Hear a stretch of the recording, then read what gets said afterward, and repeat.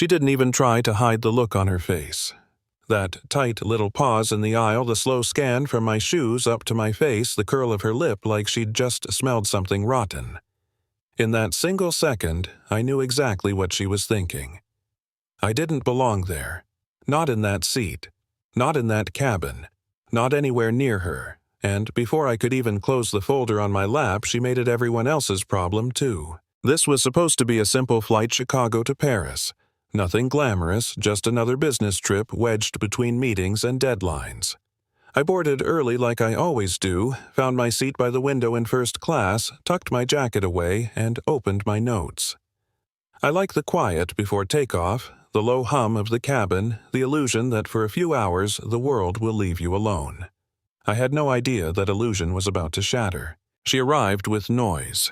Heels clicking sharp against the floor perfume, strong enough to announce her before she spoke. She stopped dead beside my seat and didn't even glance at her boarding pass again. Instead, she turned to her husband, eyes wide with outrage, and said loud enough for the surrounding rows to hear, "There's been a mistake." When the flight attendant stepped in polite and calm, the woman didn't lower her voice. She pointed at me. Not subtly, not politely. Pointed. I am not sitting next to him. At first, I honestly thought it was about space. Maybe she wanted the aisle. Maybe she hated window seats. People complain about all kinds of nonsense, so I stayed quiet. The attendant explained the seating assured her everything was correct. That's when her tone shifted. She talked about comfort, about safety, about how much she paid for this ticket, and then she said it. The word that sucked the air out of the cabin. Thug. She said it like it explained everything. You could feel it then. That heavy, uncomfortable silence. People suddenly fascinated by their phones, their bags, the seat in front of them. Her husband tried to intervene, tugging at her arm, whispering her name like a warning. She shrugged him off without even looking at him. She was enjoying this, enjoying the power of making someone else smaller. I felt that familiar heat rise in my chest. I've known it my whole life. The moment when you have a choice. Push back and risk becoming the story they already believe about you, or swallow it and live to fight another day. I looked at the flight attendant. She was young, nervous, caught between policy and a customer who knew exactly how to weaponize entitlement. I didn't want to be the reason she cried in the galley later, so I made a decision. I closed my folder, stood up slowly, smiled even, said, "It's fine. I can move." The relief on that woman's face was instant, like she'd just won a battle she was proud of. She smoothed her coat, adjusted her bag, and slid into my seat like it was always hers. Order restored in her mind. The walk to the back of the plane felt longer than it should have. First class to business, business to economy. The lighting, changing the air, growing warmer, louder, more real.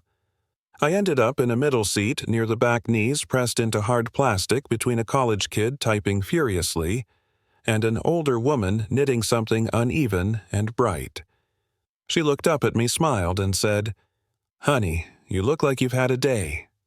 That kindness hit harder than the insult ever did. As we took off the city shrinking beneath us, I stared out the window and tried to let it go. But part of me kept replaying the scene. No matter how far you go, no matter what you build, someone will always feel entitled to remind you where they think you belong. Up front, I could hear laughter, the clink of glasses. She was celebrating. Her husband sat beside her, silent, staring straight ahead, the posture of a man who knew this wasn't going to end well, but didn't know how to stop it. A few hours and the turbulence hit, the kind that makes everyone suddenly humble. When it settled, the cabin screens flickered on. Usually, it's ads, promotions, noise. This time, it was an announcement. New ownership. New leadership. I felt my stomach tighten as my own face appeared on every screen recorded days earlier in my office, calm and composed. "Hello," I said. "I'm Daniel Cross, and I believe how we treat people matters, especially when no one's watching." I didn't need to see her face to know what was happening up there. I felt it ripple through the plane. That delayed realization crashing down. When we landed, the captain asked everyone to remain seated. I was escorted off first past the rows, past the curtain, past her seat. She stood halfway, frozen eyes wide, color draining from her face. Her husband looked at her like he was seeing her for the first time and not liking what he saw. She caught up to me in the terminal. Apologies spilling out in a rush, rehearsed and desperate. "I didn't know who you were," she said, like that was the key detail. Like my worth depended on a title she could recognize. I stopped, turned, looked at her properly for the first time. "That's exactly the problem," I said. Her husband stood behind her, pale, already understanding what this meant for the meeting he'd been flying toward, the deal his company desperately needed. We met later that day, briefly. I told him I wouldn't be moving forward. Not because of the insult alone, but because he'd let it happen. Leadership isn't just spreadsheets and strategy, it's character. It's what you do when someone else is being humiliated in front of you. He didn't argue. He couldn't. The internet did what it always does. Videos spread. Opinions exploded. Some people defended her. Some dragged her. Life moved on. Months later, I found myself on a late-night bus, exhausted, heading home. The seats were tight. The air stale. A woman stood in the aisle, unsure, scanning for a place to sit. She looked at me with that same hesitation I've seen before. So I stood up and offered her the window. She thanked me like I'd handed her something priceless. That's the part people miss. Power isn't the seat. It isn't the money. It's the choice.